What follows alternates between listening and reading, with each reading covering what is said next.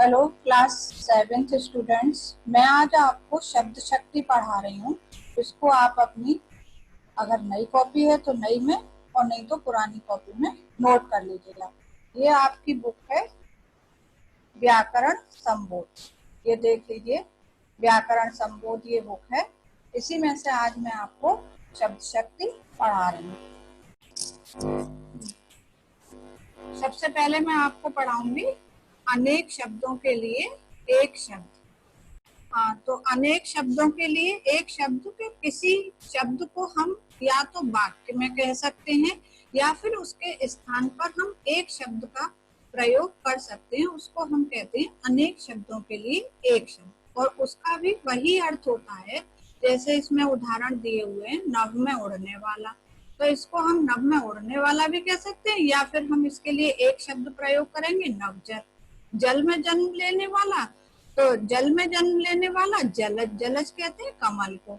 ऐसे ही जहाँ छात्र निवास करते हो उसको कहते हैं छात्रावास। तो ये कुछ उदाहरण थे। आगे देखिए, इसमें जो मैं नंबर 1 से बता रही हूँ आपको, वो आपको कॉपी में नोट करने हैं। जिसका आदि ना हो, जिसका आदि ना हो, अनादि। जिसका ईश्वर में विश्वास हो, आस्तिक। आस्तिक कहते हैं जो ईश्वर में विश्वास रखता है। जिसका कोई शत्रु ना हो, उसको कहते हैं हम अजात शत्रु। जिसके बास का पता, बास कहते हैं निवास स्थान, जिसके बास का पता ना हो, अज्ञातवास। अज्ञात कहते हैं जिसका ज्ञान ना हो, और बास माने रहने का स्थान। जिसका अंत ना हो, अनंत। जिसका ईश्वर में विश्वास न हो, नास्तिक। दूसरों के कार्य में बाधा डालने वाला, बाधा डालना, हस्तक्षेप। जब हम दूसरों के किसी के कार्य में बाधा डालते हैं तो उसको हम कहते हैं हस्तक्षेप करना। साथ पढ़ने वाला, सहपाठी। सहपाठी को इंग्लिश में क्लास फेलो कहते हैं। नीचे लिखा हुआ, निम्नलिखित। ऊपर कहा हुआ, उपयुक्त। साधारण नियम से भिन्न, उसको कहते हैं हम अपवाद। कहते हैं ना कि ये अपवाद है एक। प्रतिदिन होने वाला, दैनिक। वर्ष में एक बार होने वाला, वार्षिक। पत्तों से बनी कुटी, उसको हम कहते हैं पर्णकुटी। जो पत्तों से कुटिया बनाई जाती है उसको। जिसे टाला ना जा सके, अटल। मन द्वारा चाहा गया, इसको कहते हैं हम इष्ट। जो सदा रहे, उसको हम कहते हैं शाश्वत। शाश्वत माने लगातार रहने वाला, सदा रहने वाला। अब ये हो गए आपके 17। इसके बाद देखिए आप 18।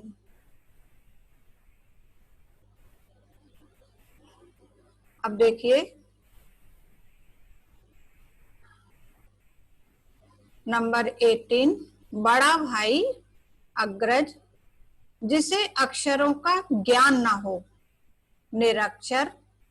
जो कभी ना मरे, अमर। जिसके माँ बाप ना हो, अनाथ। जो भविष्य में आने वाला हो, आगामी। इस लोक से संबंधित, लौकिक। जानने की इच्छा रखने वाला, जिज्ञासु।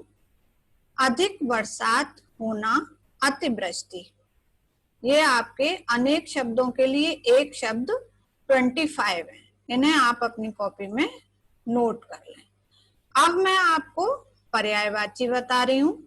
पर्यायवाची शब्द जिन शब्दों के अर्थ लगभग एक समान होते हैं और जो एक ही वस्तु की ओर संकेत करते हैं, मतलब हम उसकी जगह पर कोई सा भी शब्द प्रयोग कर लें, उसका सबका अर्थ एक ही निकलता है, उसे हम पर्यायवाची शब्द या समानार्थी शब्द कहते हैं। समानार्थी और पर्यायवाची एक ही बात होती है। जैसे कि भूमि, भूमि को हम धरती, धरा, वसुधा, पृथ्वी कुछ भी कह सकते हैं।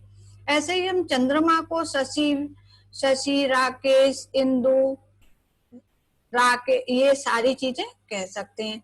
ऐसे ही जैसे कि बादल को हम घन भी कह सकते हैं, बारिद भी कह सकते हैं, जलद भी कह सकते हैं, मेघ भी कह सकते हैं। ये सब एक ही नाम है।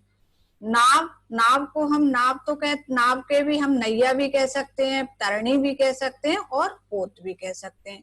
तो ये सब जो है वो पर्यायवाची हैं कि इनको जहां कहीं पर भी हमें प्रयोग करना होता है उसमें हम किसी भी एक शब्द का भी प्रयोग कर सकते हैं और सभी के अर्थ समान होते हैं, इसीलिए इसको समानार्थी भी कहते हैं।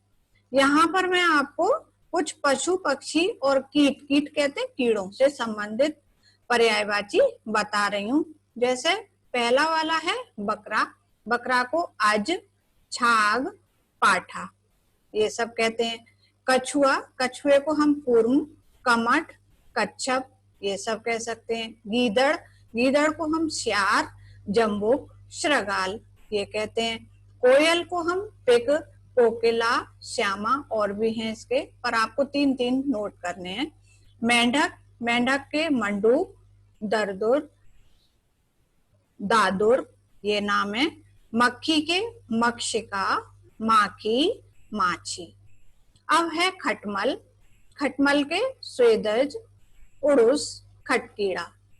कुत्ते के पर्यायवाची हैं कुकुर, श्वान, सारमे है। दूसरा है नंबर 9 पशु, पशु को हम मवेशी, ढोर, चौपाया। पक्षी को कहते हैं पतंग, खग, खेचर। अश्व को कहते हैं घोड़ा, तुरंग, हरे, हाय। मछली को मत्स्य, मकर, मीन ये सब कह सकते हैं। ये 3-3 पर्यायवाची इसमें दिए हुए हैं। अब है कुछ प्रकृति संबंधी पर्यायवाची।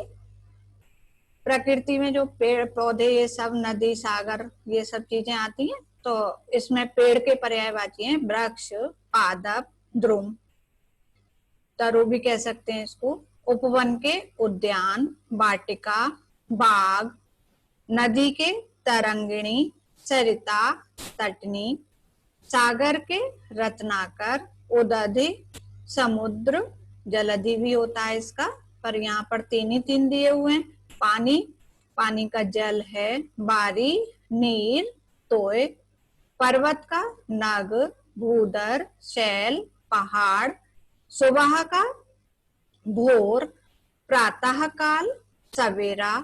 अब आता है कमल का पर्यायवाची, क्योंकि ये कमल भी जो है वो प्रकृति संबंधी पर्यायवाचियों में ही आता है, क्योंकि कमल जो है वो एक फूल होता है कमल का। कमल के हैं पंकज, जलज, नीरज। आकाश का नभ, गगन, अंबर, आसमान। हवा का वायु, समीर, पवन। दिन का दिवस, अहन, बासर, बार। रात का निशा, रजनी, रात्रि, यामिनी। इनमें से कोई से भी आप 3 नोट कर लें। अग्नि का पावक, आग, अनल, बहन। किनारा का कूल, तट, कगार, तीर। ये सब जो है वो प्रकृति संबंधी पर्यायवाची हैं। अब आता है बच्चों अनेकार्थी शब्द। अनेकार्थी शब्द कहते हैं कि शब्द एक ही होता है और उसके एक से अधिक अर्थ होते हैं। जैसे कि हम कर बोलते हैं, जैसे नीचे दिया हुआ है, ये देखिए आप, नीचे दिया हुआ है कर, और इस कर के अनेक अर्थ हैं। कौन कौन से? कर माने हाथ भी कह सकते हैं, कर माने सूंड भी कह सकते हैं, और कर माने किरण भी कह सकते हैं। ऐसे ही पत्र, पत्र को हम पत्ता भी कह सकते हैं, चिट्ठी भी कह सकते हैं, और पत्र माने पंख भी होता है। तो ये एक शब्द एक ही है, परंतु उसके अर्थ कई सारे हैं। तो यहाँ पर ये उदाहरण दिए हुए हैं।